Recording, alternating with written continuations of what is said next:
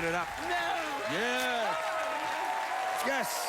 Can I see what's on it? No!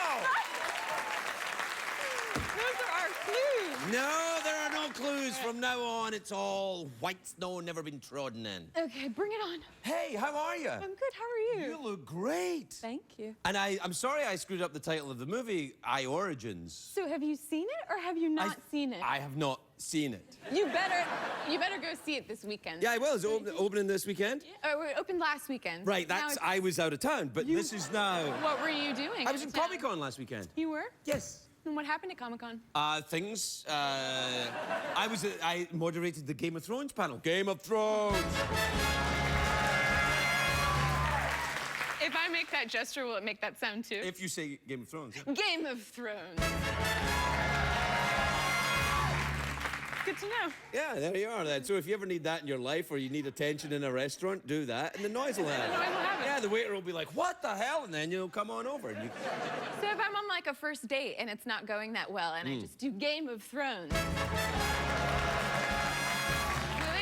will it turn into love at first sight, do you think? No, it might turn into a horrible bloodbath, though. Have you ever seen that show? I saw the pilot and there was too much blood for me. Yeah, well, if there's too much blood in the pilot, then you're best to get out then. Okay, yeah. yeah. Hey, no, tell me about what happens in I Origins, though. Well, it's a story about two scientists who think that they can prove reincarnation. What? Through the study of the eye. So they go on this journey to find his lover from the past, who he thinks has been reincarnated in India. Now, the reincarnation, does it, like, do you come back as an animal, or is it always a human? Always a human. Oh, No, you know, this could be just come early on in their investigation. You know, I mean, you could come back as Jeff, for instance. Well, I think the thing about Jeff is the whole premise is he never really left. He never really came back. Yeah. Do you believe in reincarnation? Come on. I think it's probably not that literal, you know? Right, I think you maybe turn into, like, some sort of energy field that becomes part of a tree or something. Well, I think that, you know, everything in the universe exists. All your molecules were, you know, sadly not always composed as you, which seems a terrible mistake. Right. We're stardust. Yes, We're and all when you stardust. break down, you become other things. Yeah. For example, you and I could have been part of the same person at some point. Right, or the same star, or the same tree. Oh, that's beautiful. Yeah. Yeah. We're getting really poetic today. Well, we are poetic. Yeah, We're poetic people. You are, yeah. I am quite poetic. You're kind of a poem of a man, yeah. I am. Do you read poetry? I read a lot of poetry. Do you really? What kind of poetry do you read? I'm reading a lot of Raymond Carver right now. Holy crackers. Yeah. That's clever. Yeah. I'll send you a copy. Okay. Yeah. I heard you're into, have you been reading the Red Book? I heard something about The young thing? Yeah, I've got a copy of it. Well, it's in German, so I haven't been reading it that much, but... Yeah, you don't have somebody who maybe could translate for you? Well, I have a German in my house who comes round and, you know, talks Do you about... just look at the pictures? Yes, I do, actually. Yeah. Well, the calligraphy is spectacular. It's stunning. Unbelievable, Yeah, right? yeah. And then, we're talking about the Red Book? Yeah. You started it. Did I? Yeah, you said we were stardust. No, you said that. Well, you said we were molecules, like, from all through time, or you... Well, it's just that I don't know. It's not often Carl Jung comes up when we're talking in here. I mean, I'm happy that he has. I love Jung. He was insane and brilliant. He was insane and Yeah, brilliant. I think he was probably insane, though. Have you been analyzed before?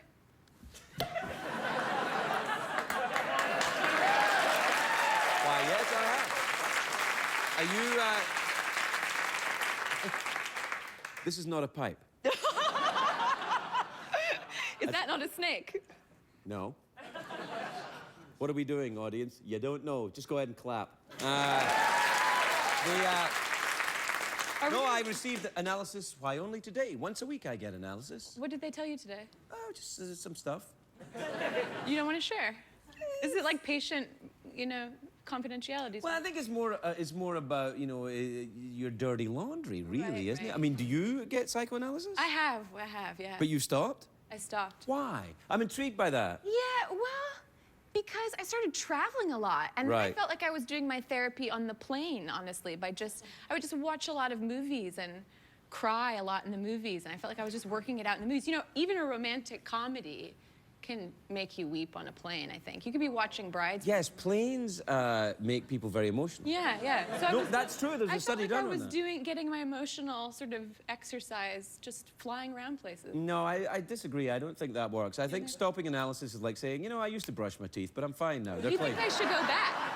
I think that if you're prone or receptive to that kind of thing, then it's an act of self-robbery not to. That's You know, interesting. Yeah. I think that you would clearly respond to it very, very well. You're undoubtedly very, very clever. Why not investigate yourself a little bit Okay, more? I'm going back. Good. But Thanks for that. But get a good therapist. It's very important. Do you have a recommendation? Yeah, I do, actually. Yes, I do. Are you in Los Angeles? Yeah. Well, I'll talk to you afterwards Okay, good. about this. I mean, very, very clever person. Okay, I didn't think that was going to happen today, but I'm glad it has. Well, you see, you've got to remain open to the possibilities of life. I'm totally open. Yeah, well, hooray for that. Got to do the job. So where have you been traveling around to then? Anywhere exciting? London. I was in London for 6 months. Oh, that's absolutely top-notch. Yeah. Yeah. Have you lived there? I did. I used to live there, yeah. You know what's crazy about London is they have a very different culture around drinking there. Oh, yeah, they like to. They like to get annihilated Yeah, because the pub closes at 11. So Right. it's just like a race to get really drunk before the pub closes. So right around like 10:30, 10:45. West End of London? Crazy. Yeah, totally. The streets run chunky with vomit. Yeah. They really do. they actually It's do. unbelievable. The level of public drunkenness in London is spectacular. And remember, I've been to Boston. I mean, it's unbelievable, right? Worse than Boston. Yeah, I think you kind of don't know in the streets whether people are having fun or they're running from something terrible that has happened. It's just... It's a little of both, I think. Yeah. It's, well, I wish I could talk to you longer, but unfortunately, time. it's commercials time.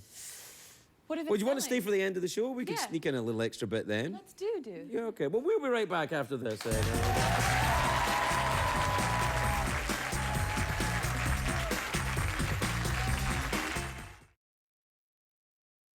What did we learn on the show tonight, Craig?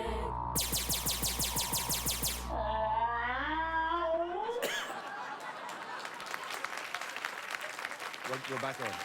Yeah. But you can still talk. We're just talking about transpersonal psychology. Yeah, I was going to explain what that is, which is this idea that we're kind of all connected. So rather than just looking at the psychology of the individual, you're looking at a kind of more of a collective. Well, that's a Jungian idea, isn't Yeah. it? The collective unconscious. Yeah. Although that apparently, he stole it from somebody else. But Who'd he steal it from? Well, someone else in the collective unconscious, I suppose. Yeah. Really? Yeah. No, I don't think he would have done that. I don't see that. I usually don't believe those stories about theft, like when they say that Shakespeare stole. Oh yeah. Uh-oh. I think No. it's all written by one guy. Yeah. One guy couldn't have written all this. Oh, really? Why not? He had a pen. Probably lots of paper. Yeah, tons of paper. And the interesting thing about how Shakespeare wrote, like all the comedies were written before his son's death. And all the tragedies were written afterwards. Did you know that? I didn't know that. Yeah, it's fascinating. His whole, psyche changed after the death of his son. And then he started writing tragedy. What was his first tragedy? I think it was Hamlet. His son's name was Hammett, I believe. And then he wrote Hamlet. I think that was the first one, but I'm not a scholar. Do you know when I was younger, I used to do these plays where I would mix Shakespeare with the best music videos on MTV, and I would mash them up together, and I would charge my neighbors lots of money to come see them. And I did one that was Michael Jackson presents Hamlet, and so Sounds like a thriller. It was. Yeah. The ghost would come out, and then it would break into everyone doing the Thriller dance, and I would charge my neighbors like $20 to come see it. And Where the hell did you grow up?